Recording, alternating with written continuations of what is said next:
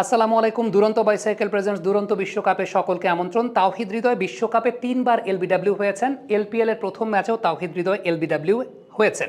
এখন এই এলবিডব্লিউটা নিয়ে অনেকের মনে কনফিউশন আছে। বিষয়টা তো আসলে আম্পায়ার্স কল হওয়ার কথা। আমার কাছেও তাই মনে হয়েছে বিষয়টা আম্পায়ার্স কল হওয়ার কথা। কেন? আম্পায়ার্স কলের নিয়মটা আমি আপনাদেরকে একটু জানাতে চাই। আম্পায়ার্স কলের যে নিয়ম সেটা হচ্ছে, যদি আম্পায়ার নট আউট দেন কোনো একটা এলবিডব্লিউ সিগনালে, আম্পায়ার যদি নট আউট দেন তাহলে বলের 50% বলতে আমরা যেটা বুঝি, এই যে সিম দেখতে পাচ্ছেন, এই সিমের এই পাশ 50%, এই সিমের ওই পাশ হচ্ছে 50%। সো বলের 50%-এর বেশি অংশ যদি উইকেট জোনের বাইরে থাকে, আগে উইকেট জোন বিষয়টা কি সেটা একটু ক্ল্যারিফাই করে নিই।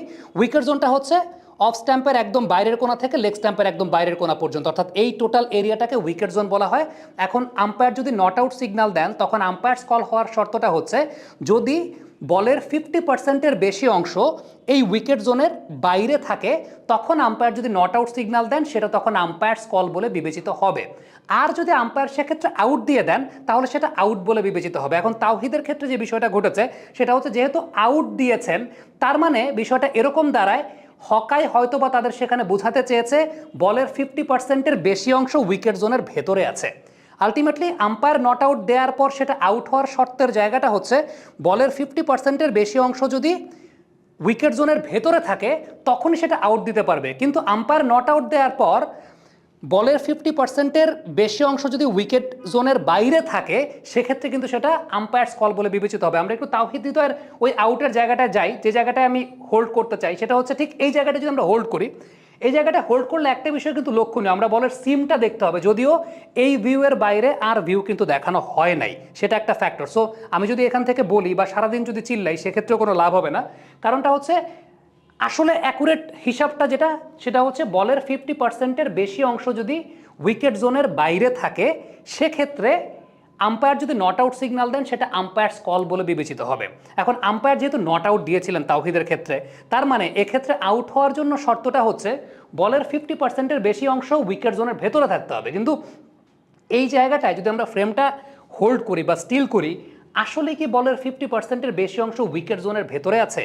মানে বিষয়টাকে আসলে সেরকম আমার কাছে খালি চোখে দেখে বিষয়টা সেরকম মনে হয় নাই, এটা আমার কাছে মনে হয় নাই। কিন্তু প্রযুক্তিগতভাবে হকাই কি সিদ্ধান্ত দিয়েছে সেটা হকাই যারা পরিচালনা করছেন তারাই খুব ভালো বলতে পারবেন। আমি একদম ম্যানুয়ালি বলি, ম্যানুয়ালি জিনিসটা আপনারা আরেকটু মানে খুব ভালো মতো বুঝবেন। উইকেট জোন তো এটা, এই যে অফ স্ট্যাম্পের এই কোণা থেকে লেগ স্ট্যাম্পের এই কোণা পর্যন্ত। এখন এই যে বলের 50%, ধরেন আম্পায়ার নট আউট দিয়েছে, এখন যদি বিষয়টা এরকম ঘটে যে বলের 50%-এর বেশি অংশ এই পাশে, মানে বলের 50%-এর বেশি অংশ হচ্ছে উইকেট জোনের বাইরে আছে, তাহলে আম্পায়ার যদি নট আউট দেন তাইলে সেটা আম্পায়ার্স কল বলে বিবেচিত হবে। কিন্তু আম্পায়ার যদি আউট দেন সেক্ষেত্রে সেটা আউট বলে বিবেচিত হবে। এখন আম্পায়ার নট আউট দেওয়ার পর সেটাকে হকাইতে আউট হওয়ার শর্তটা হচ্ছে বলের 50%-এর বেশি অংশ উইকেট জোনের ভেতরে থাকতে হবে। মানে বিষয়টা এরকম, এই যে 50% দেখালাম, তো এই যে 50% যেটা হচ্ছে বলের সিম থেকে সেটা উইকেট জোনের ভেতরে থাকতে হবে। মানে বিষয়টা এরকম একদম, মানে ম্যানুয়ালি যদি আমি আপনাদেরকে দেখাই তাহলে ম্যানুয়ালি বিষয়টা এরকম, নিয়মটা এরকম। এখন এই যে আম্পায়ার্স কলটা আসলে কেন করা হয় তার পেছনে কারণটা হচ্ছে, প্রত্যেকটা প্রযুক্তির একটা প্রযুক্তিগত এরর থাকে, একটা মার্জিন অফ এরর থাকে।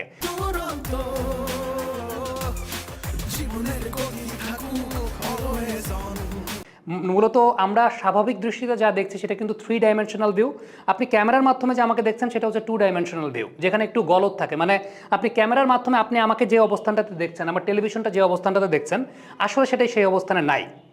3 ডাইমেনশনাল ভিউটা ওইটা একদম অ্যাকুরেট, কারণ সামনাসামনি আমি আমার ক্যামেরার পেছনে যে শিশির আছে আমার ক্যামেরা পার্সন, ওকে যেমন আমি যে অবস্থানটায় দেখছি একদম বাস্তবিক অর্থে 3 ডাইমেনশনাল ভিউ, সেটা অ্যাকুরেট। কিন্তু ওকে যদি আমি এখন আবার একটা ফিল্মিং করে ওকে আমি দেখতে চাই তাহলে সেটা অ্যাকুরেট হবে না। সো এই অ্যাকুরেসিটা যখন ভুল হয় ক্যামেরার মাধ্যমে দেখলে একটা মার্জিন অফ এররের জায়গা থাকে, ওইটাকে রেকটিফাই করার জন্যই আম্পায়ার্স কল সিস্টেমটার প্রবর্তন করা হয়েছে, যে জায়গায় অনফিল্ড আম্পায়ার যে সিদ্ধান্তটা দিচ্ছেন সেটাকে ম্যাক্সিমাম সংখ্যক গুরুত্বটা দিয়ে তারপর সিদ্ধান্তর জায়গাটা দেওয়া হয়। কিন্তু তাওহিদের ক্ষেত্রে আসলে ব্যাপারটা কী হয়েছে আমি জানি না, কারণ টু বি ভেরি অনেস্ট, এটাকে যদি আপনি আউট বলতে চান, আম্পায়ার নট আউট দিয়েছেন সেটাকে যদি হক হইতে আউট বলতে চান, এই বলটা আমার মনে হয় আরেকটু ভেতরের দিকে আসা উচিত, এটা আমার কাছে মনে হয়। এখন যারা হকাই পরিচালনা করেন তারা ওই জায়গায়, আমি তো বাংলাদেশে বসে আসলে এলপিএলের হকাই যারা পরিচালনা করছেন তাদের ওই জায়গাটা, ওই সিনারিওটা তো বলতে পারবো না, বাট আমার কাছে বিষয়টা সেরকম মনে হয়েছে। কমেন্ট বক্সে আপনাদের কাছ থেকে মন্তব্য মতামত জানতে চাই।